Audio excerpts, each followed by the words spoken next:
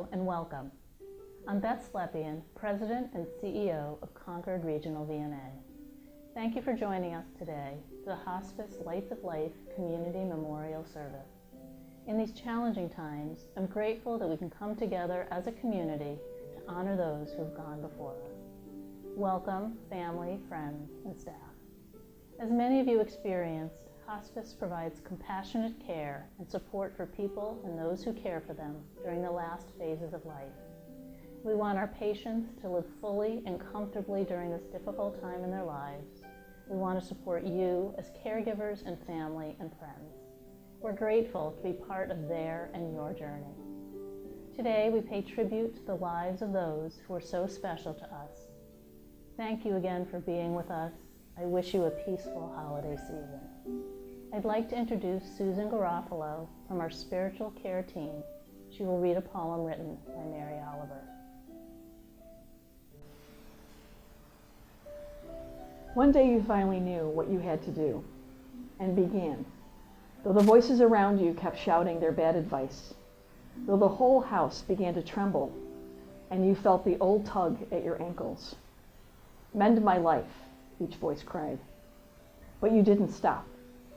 You knew what you had to do, though the wind pried with its stiff fingers at the very foundation, though their melancholy was terrible. It was already late enough and a wild night, and the road full of fallen branches and stones.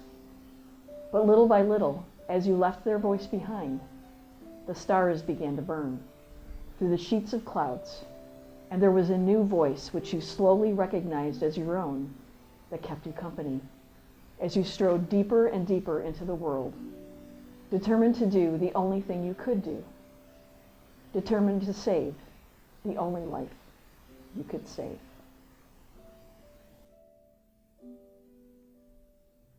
"10 minutes after 4. In a few days, that's when the sun will set. Specifically, at 4:10 p.m. on Monday, we will experience our earliest sunset of the year. There's something about that early sunset, the disappearance of light and warmth, the encroaching cold, and the arrival of the dark. My father died in this darkness 11 years ago this week. He was in the hospice house in my hometown with my sister by his side. I am grateful that he was not alone. I am glad that he was comfortable and cared for, but his death brought a darkness of its own. Many of you watching this tonight know that darkness as well. For myself, I initially filled this darkness with tasks, notifying family and friends, writing the obituary, planning the memorial service, all of which I did with my sister. After that, I was alone, on the road between New England and upstate New York, in the gray half-light of December. Perhaps there were sunny December days that year. There must have been, but I don't remember them. I remember leafless trees standing against the sky. I remember shorn cornfields and empty pastures. I remember driving through small cities and towns that seemed braced for the winter to come. This year feels a lot like that to me as we navigate our way through pandemic time, as we wait with a mixture of hope and fear to see how our politics play out, as we watch our society struggle to find what still binds us together. This indeed is a year of much darkness. It's not a darkness of evil. It's a darkness of uncertainty. It's a darkness of waiting. Are we all going to make it through? And what will life be like on the other side? We are being stripped down to our essential humanity, much as grief can bring us to face our unadorned selves. Our ancestors who lived in northern climes worried about the darkness. What if this was the year that the sun didn't return? What if the darkness stayed? So they lit fires in the darkness, bonfires, hearth fires, and huge logs to see them through the 12 darkest days of the year until the sun came out again, to remind them of hope and better times to come. 11 years ago, as I drove around New England and upstate New York, what got me through that season of my grief was lights in the windows of people's homes. By day, the December streets of upstate New York, before the snows come, can be absolutely grim. But by night, as people turn on their electric candles and outdoor decorations, the streets become beautiful, with home after home proclaiming that darkness will not win, not this year. Superstition? Maybe. Frivolous decoration? Maybe. Or maybe not. Lights bring us joy and warmth in the midst of uncertainty. Our ancestors needed those fires to stay alive, just as we still need light and warmth in our homes. And when we choose to put those lights in our windows and outside our homes, we extend that well-wishing to all who see it. Seeing those lights 11 years ago and adding my own lights to theirs softened my grief and made me feel a part of a hopeful humanity. So, in these times of mask wearing and social distancing, warring yard signs, and fear for our future, I encourage you to light your own lights in whatever unique way brings you joy and hope. Who knows? You may be the light that someone else needs.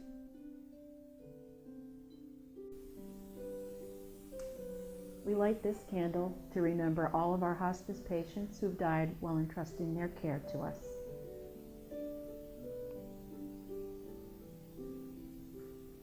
We light this candle to remember the many people who have died in facilities while separated from their loved ones.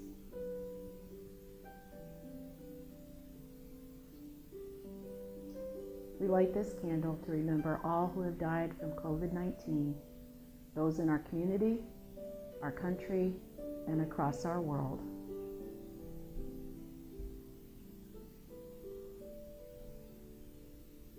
And we light this candle to remember the many people living with their own personal grief and loss during the holiday season.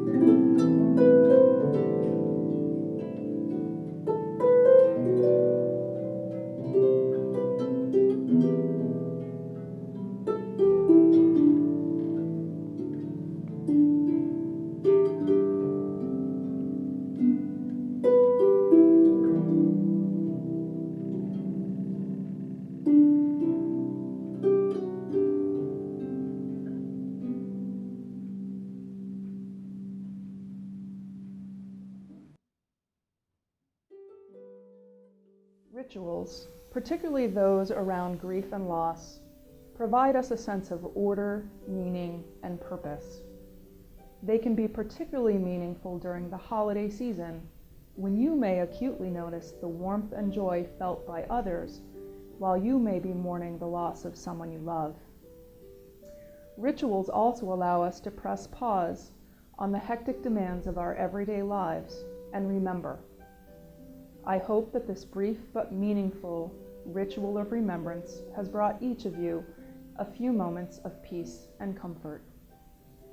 We are truly honored to be a small part of the lives of our patients, families, and communities we serve at what is often a vulnerable, overwhelming, and scary time, but one that is also filled with precious moments of love, laughter, and gratitude. In this unprecedented time, when we cannot gather together in person to reminisce and honor those we've lost, when we cannot mourn as we are used to, when we miss hugs, when we miss smiles, when we miss our loved ones, when we acutely feel a loss during the holiday season, still we can celebrate a life well lived and hopefully smile, perhaps through tears, when we remember them. Thank you for joining us in this virtual gathering to remember together.